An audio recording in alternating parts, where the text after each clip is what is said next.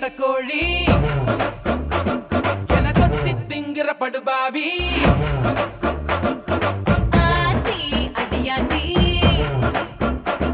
என சுத்த வைக்கிற சுதியத்தி அரகுற வயசுல மயக்கிற சயசுல கருமென இனிக்கிற எருமனி அழைக்கிற உனக்குள்ள என்ன வச்சு உண்டியல குலுக்கிற பரபரப்பா இருக்கு சிலனோடு சிரிப்புல சிறையில அடைக்கிற தின தின மனசுல கலவரம் நடத்துற முடி முதல் அடி